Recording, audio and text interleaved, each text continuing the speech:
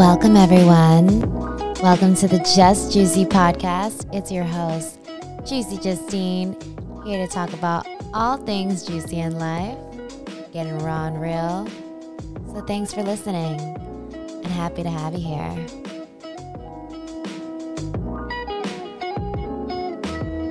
Welcome back to the Just Juicy podcast. It's your host, Juicy Justine, and I'm here with Juicy Jack. Juicy Jack, I guess, today. Yes, Juicy Jack today. And Juicy Lucas. And Juicy Lucas. So I was puppy sitting, and now he's going to take over puppy sitting for our baby Lucas. That's how we roll. Yeah. Show him your shirt. What does it say? Slow up on me. It says, eat your ethics. That's what's up. Yes. And mine says, eat pussy, not animals. And I also have a poster. Both are vegan. We're both vegan. Oh, yeah. How long have you been vegan, Jack, and what made you go vegan? I want to hear all about it. I've been vegan 7.5 years. Wow. I had a moment. I was taking my daughter down south to check out some colleges. I'm a little older than I look, probably. And while we was driving in Louisiana, we passed by this, we pulled up beside this truck full of chickens. She was asleep, and as we pulled up beside it, I made eye contact with this hen, and in my mind or whatever, the hen said, "Why do you eat me?" And so I woke her up like, "Hey, you hear that?" She was like, "No, you're losing it." And but I know what I heard, so even if it was only my mind. So when we got to Houston, I started researching, about eating animals and whatnot. So I looked up vegetarian. I knew what a vegetarian was.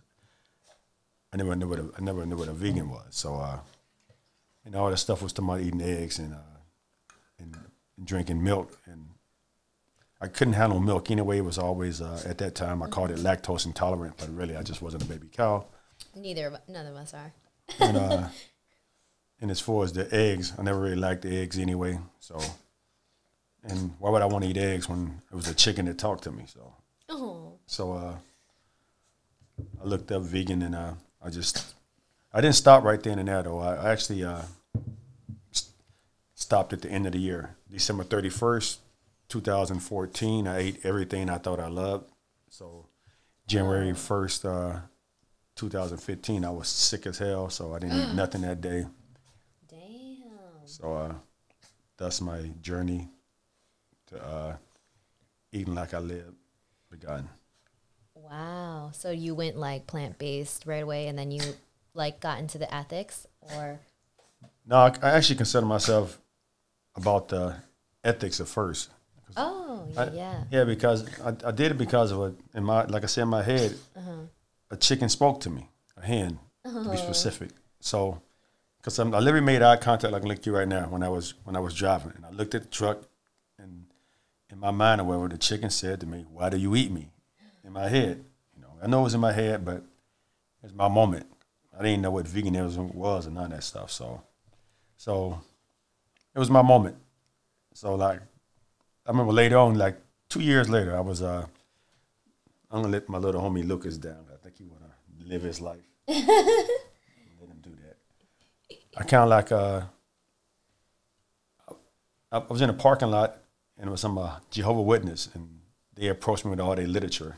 And I asked them, like, I said, well, if I take your literature, you're going to have to hear my story or whatever.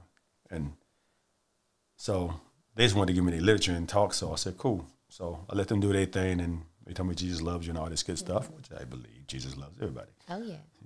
So then I told them my story. So they started laughing.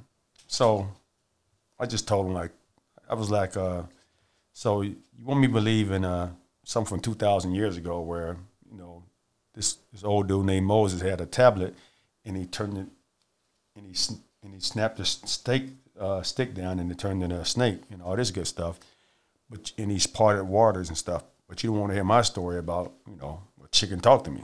Which one sound more ridiculous? Me telling you what happened to me or some book that somebody written.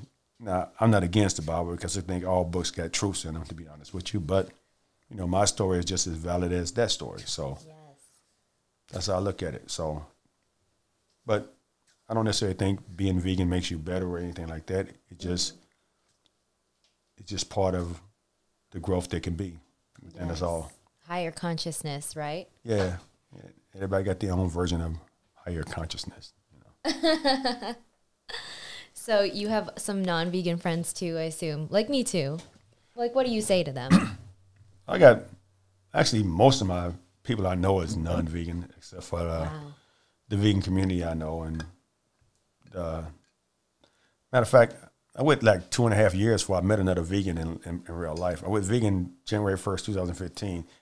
And I didn't meet another vegan until January 16th, not my fault, June 16th, 2016, at a disruption at this group. I'm not going to mention their name. They was doing Activism in Chicago, and we disrupted a thing called Red Fest. And that was my first time actually meeting another vegan in real life, except for on Facebook at the time. So it was kind of like different. My journey was kind of like in the city big as Chicago. I still didn't meet vegans. I just like, really lived my own life and did my own thing. So now you know a lot of vegans, right? Yeah, I know a lot of vegans, and when I look at it, just human beings. They just people with the same kind of demons as everybody else. Yeah, we're just people. Trying to do our best. Trying to do our best with what we know. What we believe is true. And I do believe that if you treat people right, and know how to talk to people, it's not about converting people, but it gives them a chance to see things the way you see it, but you got to listen and talk and not be judgmental. I mean, one thing about vegans and, we or they can be very judgmental, and that turns a lot of people off. So that's so true. The way they approach, the approach is key, but also, I know people that was vegan and stopped being vegan, for whatever reason. I mean, usually it's because of health reasons, and whether it's always because of the health. Yeah, reasons. It's usually health reasons or whatever. But when some of my friends, real good friends,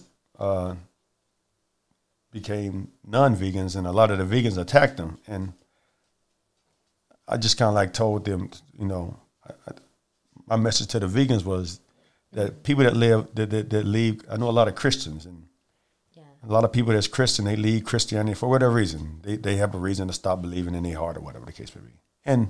But what I've noticed is that what Christians do, or any other religion actually, they don't abandon the people that leave Christianity. What they do, they'd be like, Jesus loves you, God loves you, come on back. Jesus loves you, God loves you. That's the approach. And I always notice a lot of times that as people get older and go through life, they end up going back to Christianity for whatever reason. Maybe they're going through something and they find their way back to that religion. But what I know, when somebody leave veganism and start being a vegan, the vegans attack that person and, oh, you a piece of whatever, and you never was vegan and blah, blah, blah. And that person never comes back because in their mind, what's up? They actually feel unwanted and unloved.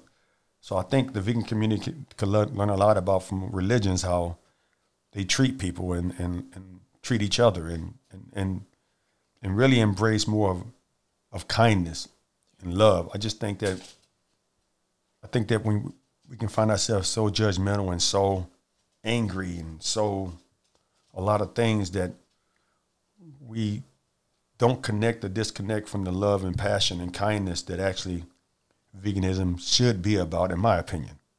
This is my opinion because I can only speak for me. In my opinion, it's really about love and kindness and being peaceful and treating all beings, including human beings, with love and compassion, not just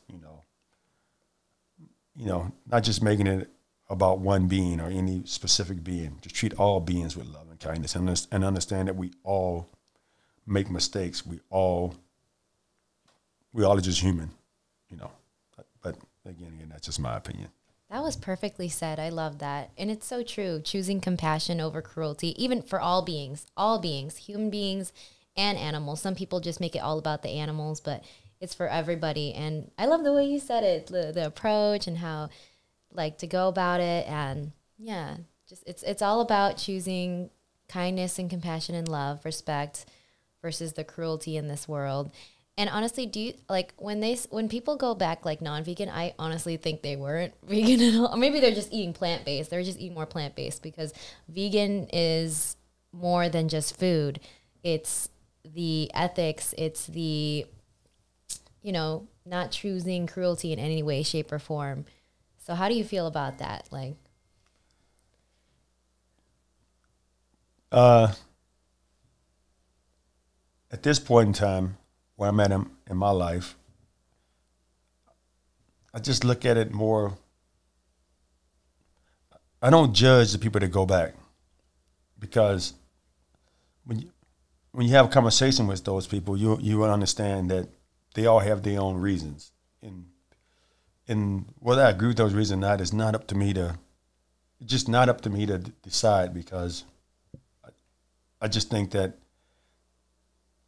we all are different, and if your body is failing you for whatever reason, and if you start researching on your own and you go to a doctor, the first thing a doctor is going to tell you is that start eating animals. That's what doctors going to do. I mean, that's kind of like what they do. I mean, because they don't know nothing else for the most part, except for vegan doctors, and I don't really know a lot of vegan doctors, to be honest. You may, but I don't.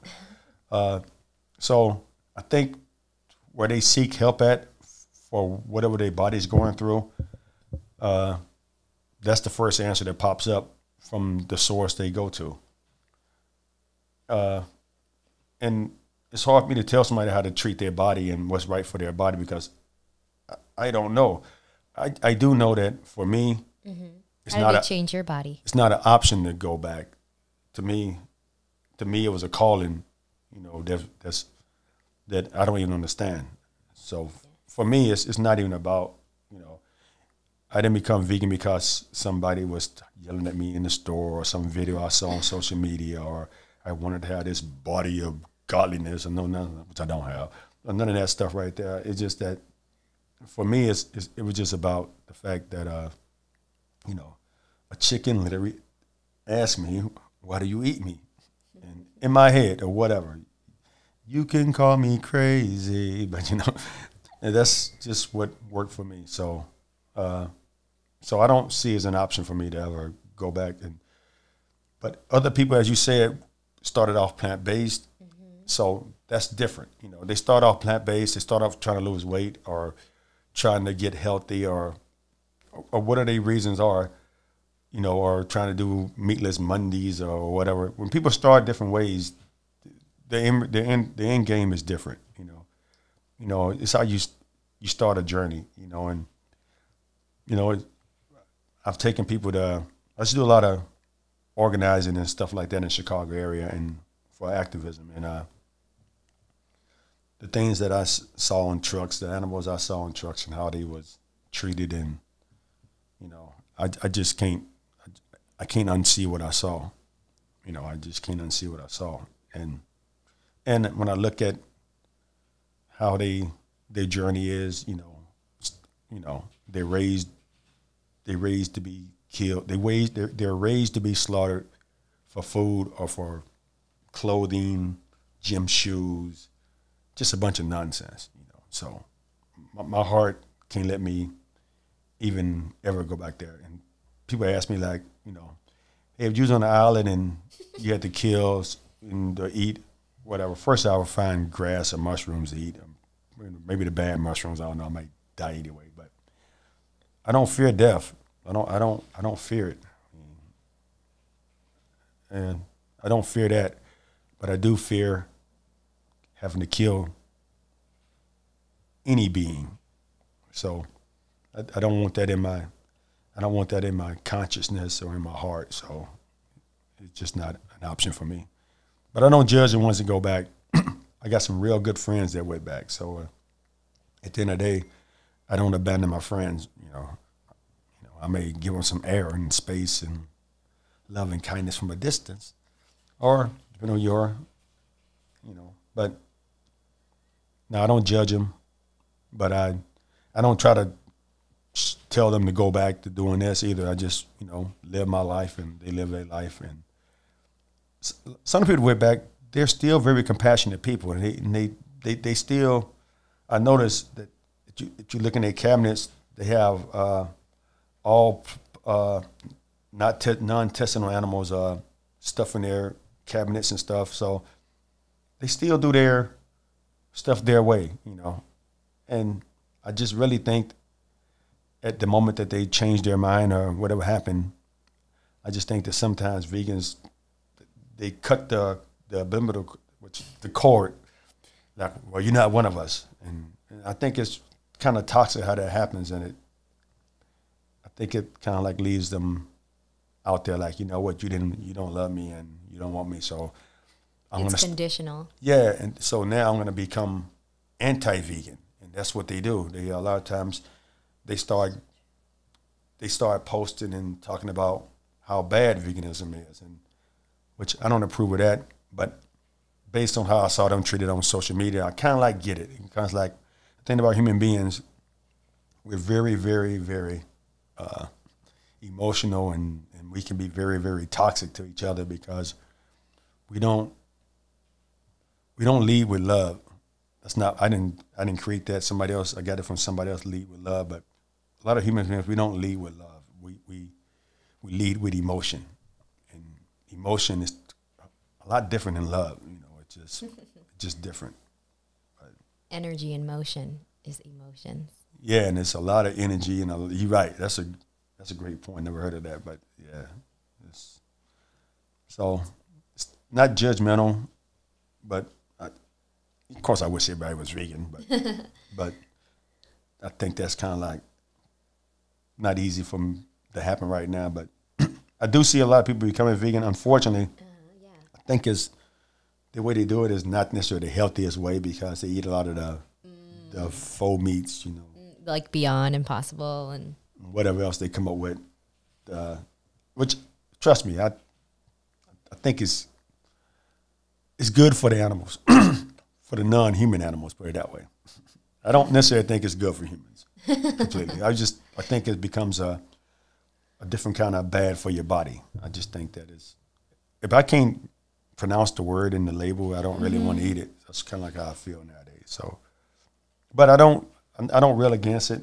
I see the benefits of it, but I just think some people do that, and it just becomes what you call it, a transitional food. They call it, but they be the only thing they eat, And so you gotta be careful with that. You gotta eat some. And you're see Justine, so. You all about the fruits and whatnot, so it's fruits and vegetables, the real stuff, raw and real. It's most definitely the better way to go about it. But there's many ways to be compassionate in regards to your eating, and that's just one of them. Right, as long as it doesn't include another being. And you have such a pure golden heart, Jack. Oh, so thankful for you and for you sharing your side. And I agree with everything you said. It's absolute truth. And I like that you're very, you have, a good heart for everybody. And the way you approach it, everybody needs to hear that. I mean, I was kind of struggling with doing this today. I saw your video, you and Alana, which I love y'all video. It's just y'all went so deep. I was like, wow, I don't know if I want to be deep like that and expose myself like that anymore. I did a video a long time ago with Alana, and that was a good video too. I was in a different place mentally back then. Really? I mean, I was still hyped up in the activism, and charged. Let's go, and but it was we got versions of ourselves. I've been through many versions of me in life, but since I became vegan over 7 years ago, I done changed a lot in different stages where. Yeah, tell me about your changes. I think most of them I think they're all for the positive, but they're different versions of who I am, and as I don't always want to say grow, because sometimes you don't grow. Sometimes you just change for whatever reason. But my approach back then was more like a lot of my friends nowadays. They back to loving me again. My non-vegan friend, because my approach to them is different. You know, I realized you only live once. I mean, I literally had a heart attack in 2020, November 2020. Wait, what? Yeah, I had a heart attack. I didn't know that. Yeah. So, which is why I'm not really Mr. COVID lover. You know, I'm not a fan of this whole mandate stuff and all that. I have my own reasons, but I'll leave that alone. That's a different conversation. But in November 2020, I had it was actually after doing some animal survival techniques. Me and some friends.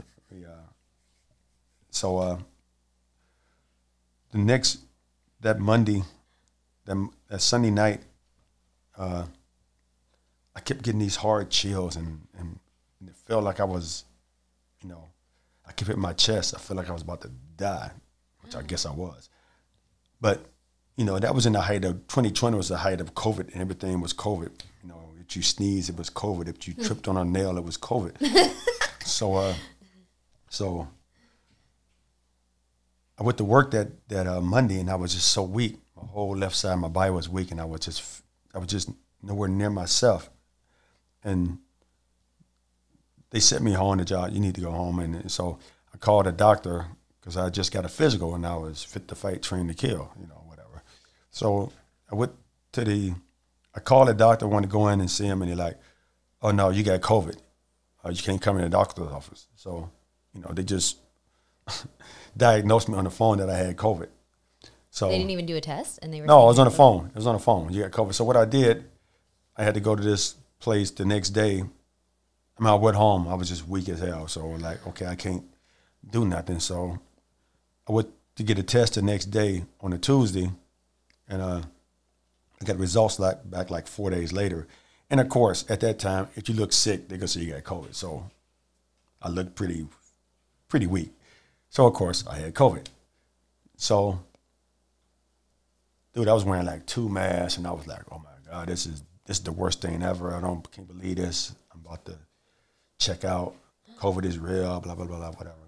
So 2 months later, I went to see the doctor, and because he was ready to see me then. And I was out like 19 days. I never had none of the standard COVID symptoms that I read about. So I knew something was different, you know. So in January 6, 2021, the doctor, they did an EKG on me, like, oh, you had a heart attack. I knew exactly what night it was, because the night I had the chills and I kept hitting my chest like on a die. I'm like, well, you refused to see me. You said I had COVID, you know? So, yeah. So, needless to say, I'm not the biggest fan of doctors, even to this day. Well, not all doctors, but this particular doctor who put my life at risk by just diagnosing me via phone call. So then I had to go see cardiologists and all this stuff. And I went to see the cardiologist, and by the time I got to see an appointment, I was already looking up stuff that would make me better, which at that time, by the way, I was in animal rights world, and I was still in protesting, and we ate a lot of junk vegan food, you know, junk. Animal rights people eat a lot of junk vegan food, you know. It's just, it's food, it's vegan, I'm good, you know. So I was part of that. So I got to realizing that all vegan food isn't good for you. That's why I backed off a lot of that stuff. And so I started eating in the Google. I Googled what's good word for hearts, and it had this beautiful heart with nothing but vegetables and fruits and colorful as hell. You know what I'm saying? And I just started eating like that, and I didn't go raw, but I went like 90% raw, and I started eating like sweet potatoes and brown rice and just stuff like that. And the doctor, when I finally saw the cardiologist, like, hey, you looking good. What's going on? So I told him what I was eating. He was, to his credit, he was actually listening at me and asking me questions, and like, I should have my other patients eat like you eat. And I said, well, yeah, I've been vegan for a while, but you know, it wasn't just the veganism, being vegan. It was that the fact I had a lot of stress with work as well. So I realized about when it comes to heart, and I found out in my family history we have congenital heart disease. So I had three things: stress, that factor, and eating a lot of sodium, high sodium content. You know, none of those are COVID, you know, even though that's what I was diagnosed with. So if I would have died, they would have said I died of COVID. I would always be irritated because of that. So that's why I believe in COVID. It is real in its own way, but I just don't believe in how they hijack the world with it. That's just my problem with that. So, yeah, I survived, and last year I got even stronger, and this year I'm pretty much back to I'm actually better than I was because I don't eat a lot of junk food, and I don't eat hardly any junk food. So I'm so glad you survived that. Wow, I wouldn't. I am too. So glad you're here. I would have never known. What kind of vegan junk food was it? Like I'm so curious now. Well, the fake meats. I heard Power eating a lot of chips, a lot of vegan chips. You had a lot of chips too? I was eating just nonsense, you know. But I'm a little older than some people, so you know. So I was eating a lot of junk food, and then also I got the congenital heart disease. I didn't know it's in my family history anyway. I don't know necessarily, but I get it. But it's my family history, you know. And then the stress too. Yeah, a lot of stress at work. Work was very stressful, so I put all those factors together, so it all made sense, you know. So that's one reason I look at life differently now. I'm grateful for every breath. Oh. I'm grateful for every day. I'm grateful for every connection I make. I'm grateful for all my friends. Hell, I'm grateful for my enemies because I can still see them. You know, so you just look at things differently as life will grow you in its own way and will change you, and it may not make you better, but it will make you different, you know. And in my case, I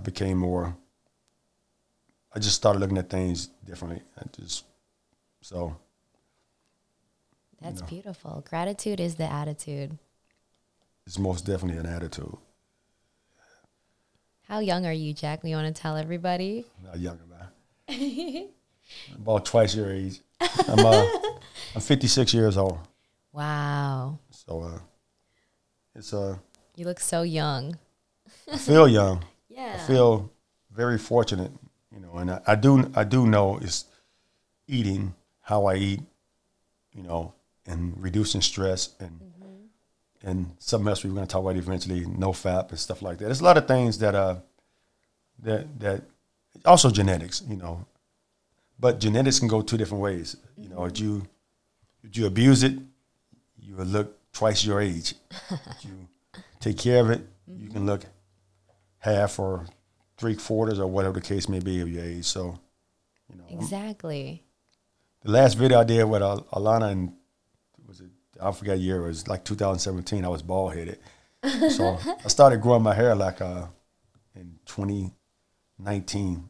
I just didn't. I remember one day like I want to grow my hair, and I saw some video about hair connects you to the universe, and it does. And I really feel that now. So I didn't think it would grow because it's a little thinner. It was thinner up top, and then it just kept growing and growing and growing. Like, I like this. So, and I do, you know, just me. I think everybody got a different way they feel things, but I feel more connected. I just do, you know.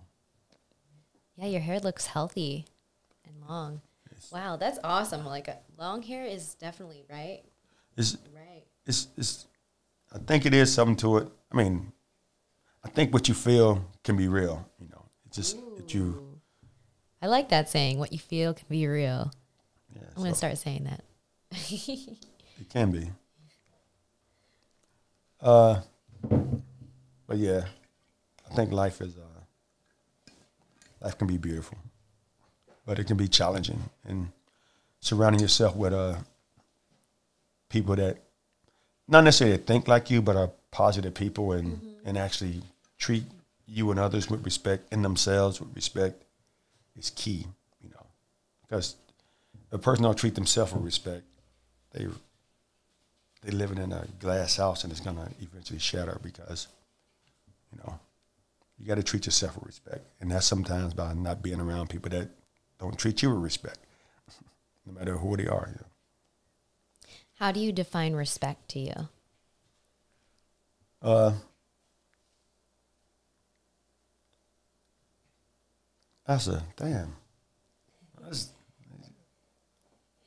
Really, respect is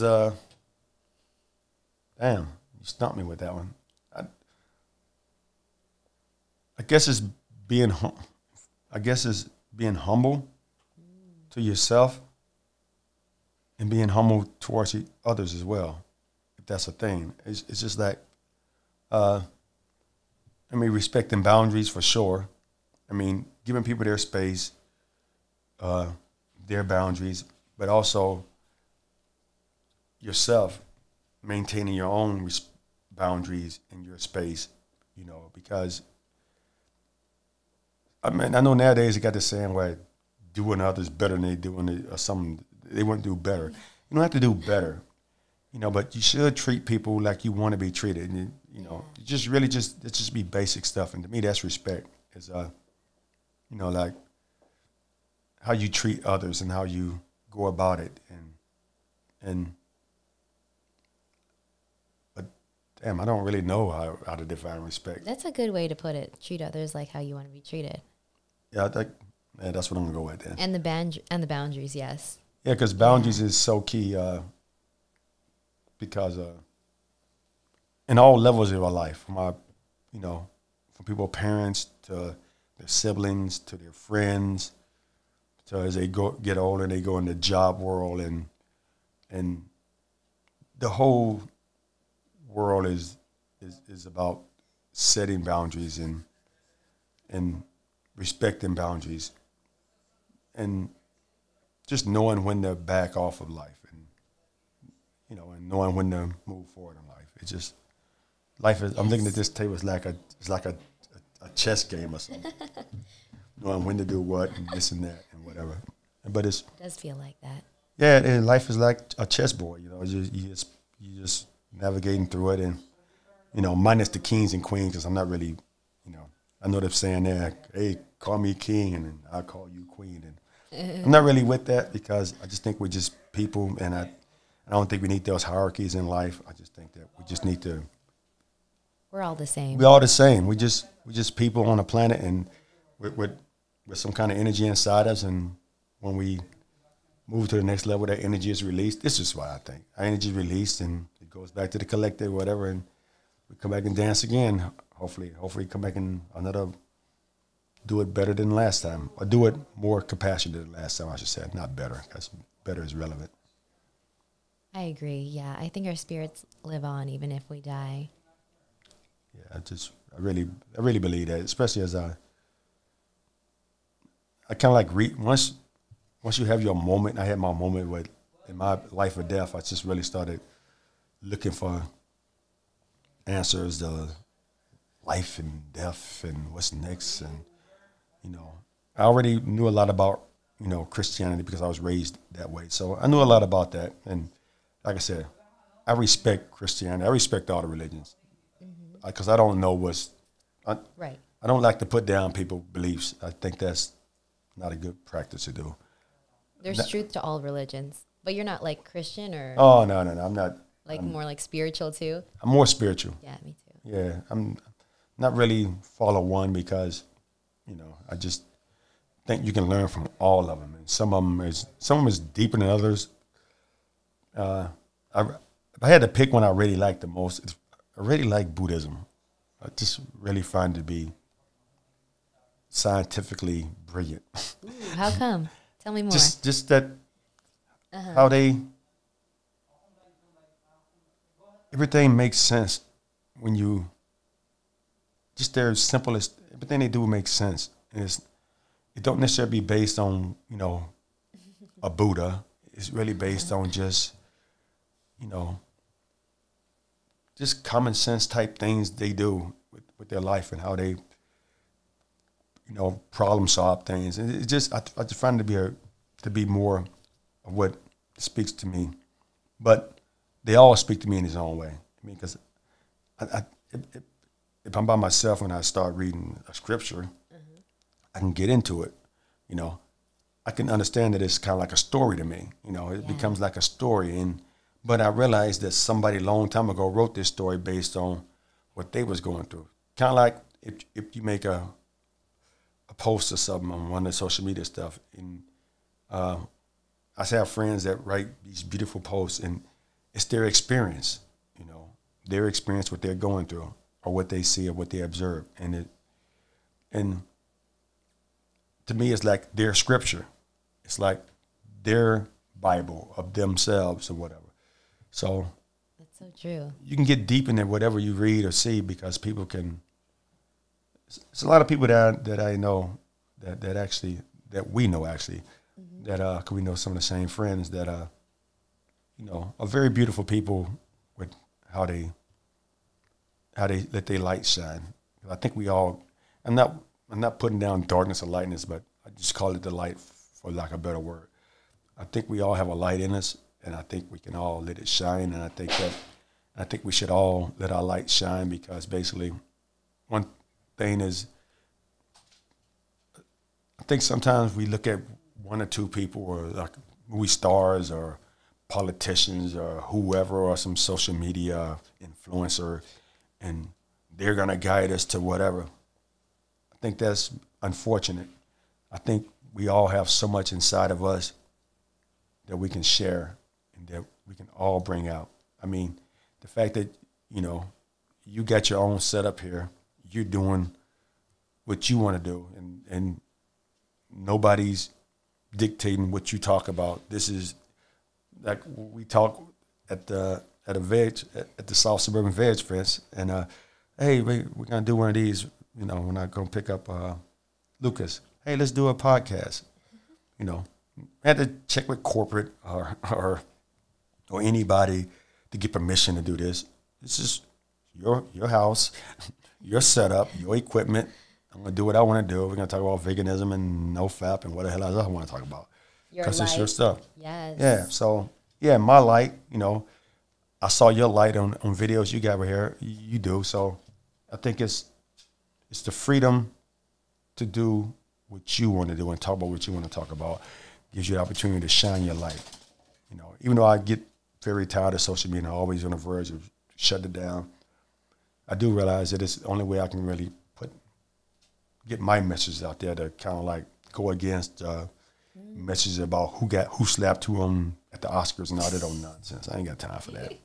Or who's doing what, or when the World War III starting, or we must all get shot today, or we all gonna die. Forget all that. Just focus on our light. What we believe in. Like everything else is like a distraction, and it depends how you use the tool, right? Yes. Oh yeah, most definitely.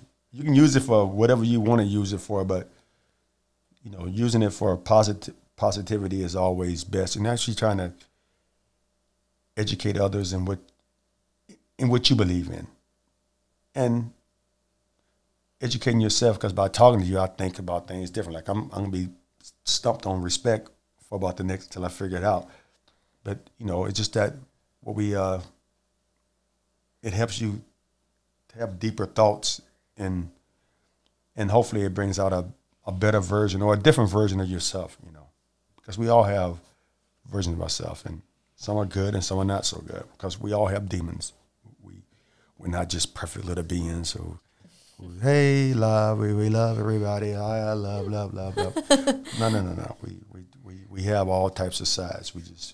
We manage this side, and we let this side shine, and I think that works for us. Yeah, I agree. Yeah, we all have our angels and demons, and we're just trying to be the best that we can. And we talk about our demons, and hopefully, it can inspire you to shine your light and your angels more, and more angelic side, compassionate side. There's good and bad. That's a good way to put it. Yeah, the good and bad. And in between. And in between. Yeah. Because I about some of y'all videos, you talk about porn. Yeah. And So go ahead. yeah, tell me about it. You don't watch it anymore, which is No, good. no. How long has it been? What made you stop and start or stop? I want to hear everything. Well, I started. I don't even know why I started because I was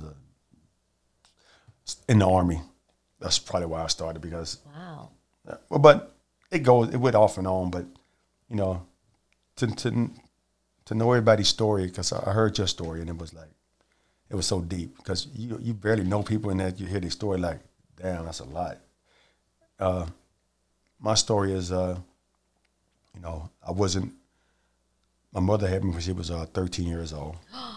So wow, she so was, young. yeah, kind of young. So we was kind of like homeless for we went from house to house for like my first 2.5 years on this planet. And then she ended up going down south. My great-grandmother and my great-grandfather lived down south. My great-grandfather was born in 1906. My great-grandmother was born in 1912. Their parents was born into slavery.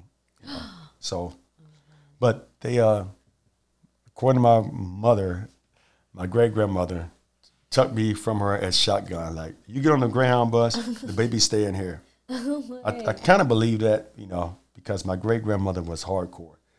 She was pretty different. God bless her soul. But I really think that saved my life because if I'd have been raised in Chicago, who knows what would have happened? Because my other siblings had a much rougher journey than I did. My journey was work my butt on a farm, and just work my butt off on a farm. Where at? Not in Chicago. Missouri. Missouri. In the bottom of Missouri, the Boot Hill they call it. So I was able to.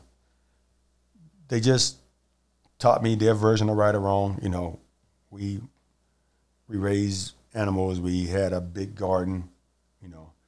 The complex part about that, like I said, we all have demons. So by being raised on a farm with animals, I actually participated in the whole animal, pass them on to the next phase and eating them. So it was somebody didn't think about it. I remember how scared I was the first time we was involved with that as a kid, So I know all sides of that, but they just raised me to be just very respectful. I don't know what the word be anymore, thanks to you. But they just raised me to be different, and I think it really. Hey, what up, buddy? But they actually ingrained in me work ethics and how to treat each other, and to be a good person. To be a version of a good person, because like I said, I still did the animal thing. So I don't know, good is relevant, it's just relevant. I think I had a very good childhood, but the animal part that we had to kill animals was still haunts me now once I became aware of all that stuff, So it's good, but it has demons. That's why I know it's good with demons, because but that's what they knew. That's how they was raised, But the part about my mother, though, I never know. I still don't know my father. I don't know him at all. Really? No, I don't know my father. And my great-grandfather was actually my step-great-grandfather. He wasn't even blood related. Whoa. He was just the kindest. He was literally the kindest person I met in my life. It's not even close. Just a kind-hearted person. My mother never came down south to see me because she was mad at them, and she went through it. In her life, she had a rough life. She had a rough childhood. As I got older, I got to understand that. But it took me a whole lifetime to understand her struggles. So to this day, I believe the fact that if you don't have a relationship with your mother, you really cannot have a relationship with anybody too deep, because you get so close, then you start shutting down. And that's how I am kind of like. I get close to people. and then I kind of like push it away and push people away because I just think that, you know, I just think that bond between mother and child is so important. I think the father one is too, but I have no idea what that's like, so I don't know. But with the mother, I think it's very important. So since my great grandmother was not what you would call a cuddly type person, she was hardcore. She was like tough love, or oh, she was tough. Period. yeah. Oh my. Yeah, she was the type that go outside and get a switch so I can whoop your butt. So it was yeah, it was different, but every lesson I got from her, it stuck with me, both good and bad, because I would never, ever whoop my daughter. It's just not an option. It was, no. But you don't discipline your daughter with? No. I wouldn't discipline nobody like I was disciplined. That's good. That was not good. So when people say they pass it on, you can always choose to stop what's passed on to you. Just because you was abused, I mean, you got to abuse somebody else. I don't really agree with that you should keep passing it on, because that make you no better than the person that abused you. That's just my opinion, you know. Exactly. So, but I just think that lack of having a mother in my life, when at those years I really could have used it, made me like a different kind of person. It made me like, you know, more sheltered, more introverted. You know, I remember being the class clown just so I can make people laugh, because I just wanted to be seen a little bit. You know, so it was just like, you know, life can really make you it make you act out things that, you know, that just so you can be heard, you can have a voice. And but all our voices matter. All our voices matter, and time matters, and but you learn and you grow.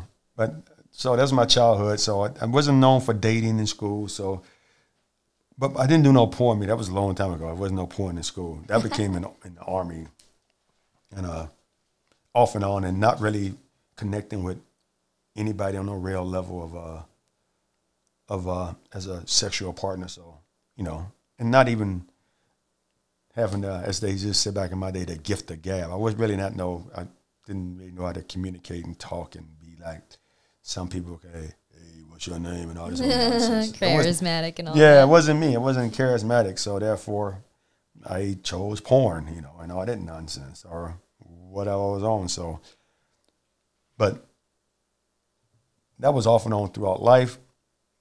But then, guess who's back? Lucas. But actually, it was through Alana that I actually was introduced to NoFap. Oh, really? How did she introduce you to NoFap? She was in Activism with me.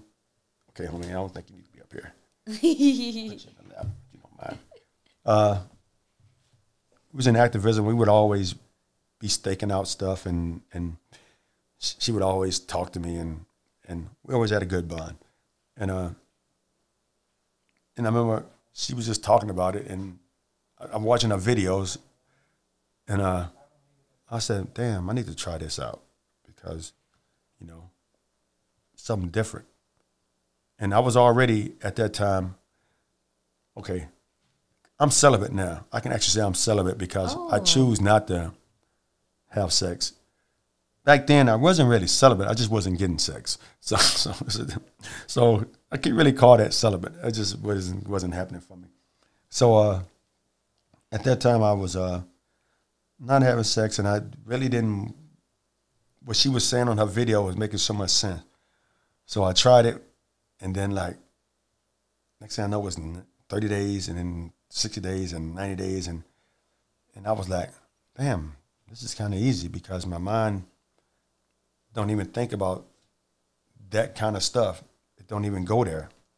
And that's what I noticed about, and it actually made me, and that's when I started just getting more women friends as friends, because I was able to get friends because I didn't have this hang up of wanting to have sex with them. It was just more about the fact that they're just good people, and I like them as a person. And so it changed my whole mentality on how I could interact with people, and it made me more of a, I think it's made me more of a complete person, and not one of just a little creepiness in you, that nonsense. So I was actually no fat for over 2 years. I did it for over 2 years. And then in 2020, I went up and down because the world was ending and life got crazy, and I stepped back into the dark ways of nonsense. But fortunately, I'm proud to say, like, I'm 6 months again, no fap. I never went back to porn. That was nonsense. Oh, really? No, I never went back to porn. I didn't really. You didn't because porn it's just too much going on with that world. Too much. And I think it just pollutes your mind. It's just bad. Everything about it is bad. You know how older people are on there. Just everything about porn is bad. You can't tell me nothing about it is good. So that's just my opinion, but I think I'm kind of right on that one. You are. But no fap, I don't really know if everybody can do that, because I think it's kind of hard for people unless you're. And also, I think age is do it as well. I think for a young man to do that is kind of hard, because I think young men live a different life. I think it's possible, but I think it's more difficult. Unfortunately, a lot of older men still go with the same route of life as younger men, so therefore, I think when you get older, you need to. I think it's wise to reevaluate your life and reevaluate where you're at, and try new things. And something that you try is just being more disciplined and find our inner peace.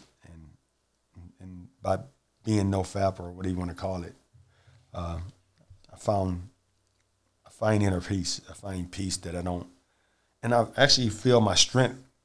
I'm so much stronger when I don't be running around pleasuring myself, really, man, like little Lucas here, or little doggies. Like your life force seed isn't like, your energy. energy. Yeah, that is really a thing, and people may not understand that, but keeping your seed is it provides you a lot of strength, and I think it gives you another. People look at you different. People that kind of like know things in life, they can actually see that in you, that this person is a little different. So, did people around you see that you were different when you stopped? Those that, well, let me change it. Depends on what they got in their heart, because we project what we got inside of us on the other people. That's true too. So if I got a lot of nonsense going on in my world, I'm going to look at you like, what is Juicy's about? I don't understand. Juicy is on nonsense and Juicy. Not the fact that you're just a person trying to live your life and do what you feel is good and do this. So it's easy to find demons in somebody else, because them demons actually come from inside of you. And you're just projecting them on little Lucas or somebody else. Yeah. So I think the people that was in a good position in their life, or different and more stable in life, they could see it in you or in me. And those that had their own demons going on, they could only see what they had going on in their life. So back to the judgmental. In activism, there's a lot of judging going on in activism. That's the reason I don't do no activism anymore. Really? No, I don't do none. What kind of judging would they do, even to vegans? Yeah, I just think that there's a lot of judging with everything, because activism takes on all types of formats, and it's a lot going on. You got gender things, you got race things, you got everything going on, and you got animal rights things going on. You got all this going on, and everybody that's not just like you is bad, and you demonize everybody that's not like you or not on your journey, and I just find that to be not a good thing, because different don't mean bad. It can mean opportunity to share your experiences with them, and hopefully if you got some good things going on, they can pick that up. But it don't necessarily mean bad. Now, if you harming somebody, that's different. Harming people is way different than just judging people because they may say something different than what you think is right. So if I got mad at everybody that said something bad about me, I'd be just want an angry brother. I'm ready to kill somebody. You know. So you gotta understand that, you know, we all make mistakes and none of us is perfect at all. And so I just think projection is key. From what I got in my heart, I can look at you and just project my own, whatever I got going on onto you. Well, she got to be like that because I'm like that. Nah, not necessarily true. Yeah. It's very wise what you said.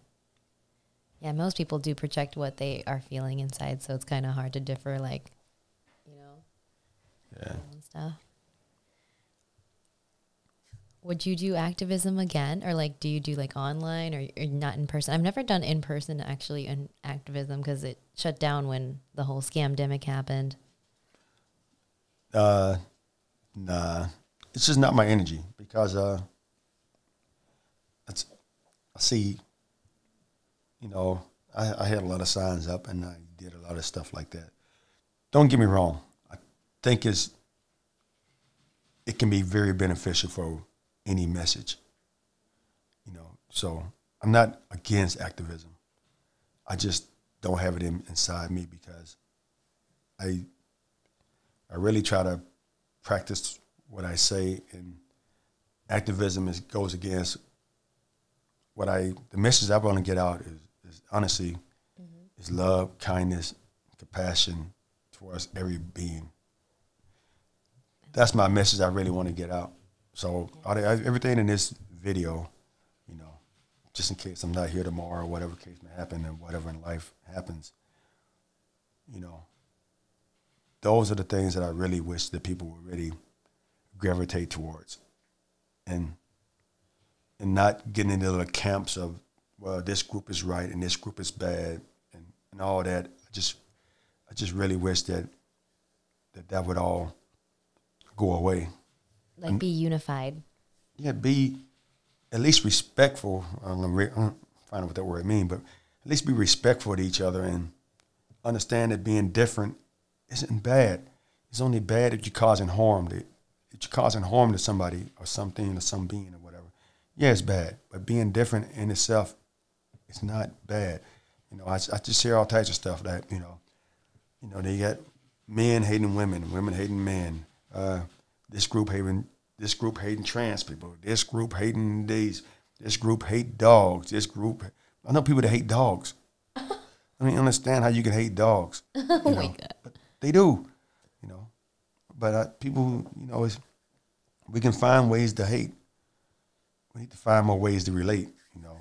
Just try to relate to each other and try to be respectful and try to lead with love. Again, that's not my word. I got it from somebody else, but I love it. Lead with love. And I'm not talking about romantic love with a big old heart out like, I love you. No. Lead with love from your heart and kind of put the hate to the corner and try to work that down a little bit. Work on it, you know, because we all got things we don't like in this world. You know, neither one of us like a lot of things in this world that's going on. So you don't have to like what's going on, but you can find a more effective way to get people to understand your views. And activism can be a good way, but it also can be a way of just hollering at people. And I just think hollering at people is not good because you just turn people off right away. So I think you got to be wise. You got to understand the message you're trying to get out, and you got to really do your research on the message you're trying to get out. But activism attracts so many people to it because some people just want to be angry. So activism is a way people can be angry. You know, look at, I hate this about this, you know. So no, I would never do activism again. But I do social media. It's my own little way of doing it. I might show you a nice salad. Hey, look at my salad. Yes, I do that too. Yeah, you know. I see you do a lot of things on the, you know. Look at this piece of fruit. Yes, lead by example. Watermelon season. I love watermelon. You know, whatever the case may be, you know. Animal. Oh, I got a chicken in my lap. Oh. That's nice. Chicken, you know, and not that way, but just kissing the chicken, you know, and showing people that it's a life form, you know. I know you probably like me. I don't even kill spiders. I don't kill insects. I don't want to kill nothing. I don't like spiders, but I don't feel it's my place to kill them. I just move them out my way if I can, or I might take them out. I might take some outside. Some I leave inside because I think they do a good job in the house because they kind of like help. They help keep away bad pests or whatever. So, yeah, they do. Spiders do. Yeah. So I don't necessarily want to be around a bunch of flies and mosquitoes. Yeah. Not really my biggest fans, but so yeah, kindness, love, kindness, compassion, love, kindness, compassion, love, kindness, compassion.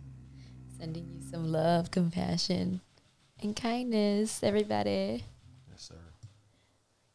You're full of that. I love you, Jack. You're so great. Oh, so amazing. I'm so glad that we're friends and we have like our own group. And yeah, and we're very open to other people being in our group, of course, like being our friends. And yeah, it's not a we're better than this. No, it's just that we like to eat fruit and have good vibes and don't believe everything we see in the media because we don't watch that crap.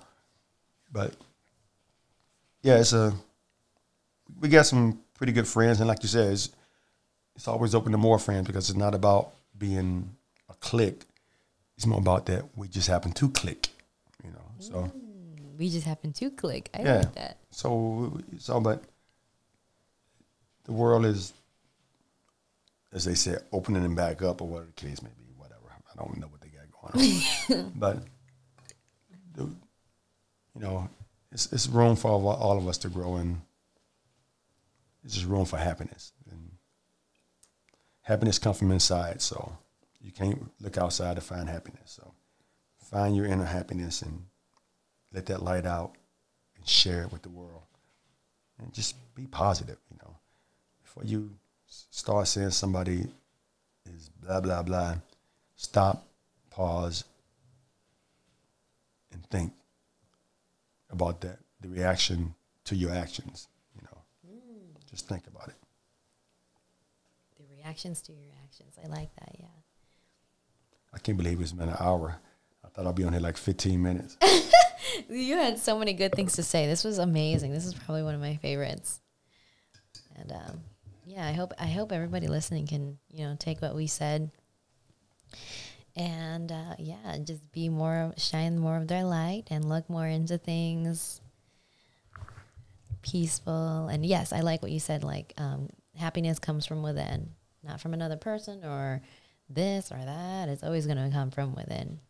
Yeah, it's not from a new piece of the new car or new anything or a new relationship, because if you depend on another person to give you happiness, you're going to drive that person up the wall, because you got to have your own joy, and sharing your joy with that person is a much better way of doing things than just draining that person. You know, so yeah, look inside and share your love, kindness, and compassion. And if you see fit, go vegan. Oh yeah. Going for more.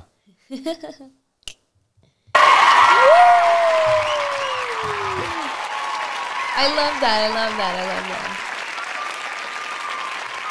So many good things you said, Jack.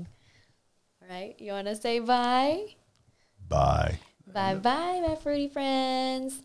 Hugs, kisses, and love. Thanks for listening, my fruity friends. Be sure to like, comment, and subscribe if you liked this episode. And thanks for having an open heart and mind listening to this. Be sure to stay juicy. Oh yeah, baby. It's Juicy Justine sending you peace, love.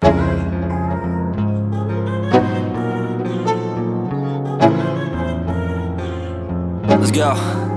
Yo, I'm like an addict, do I gotta have it. I ain't even playing, got a really bad habit.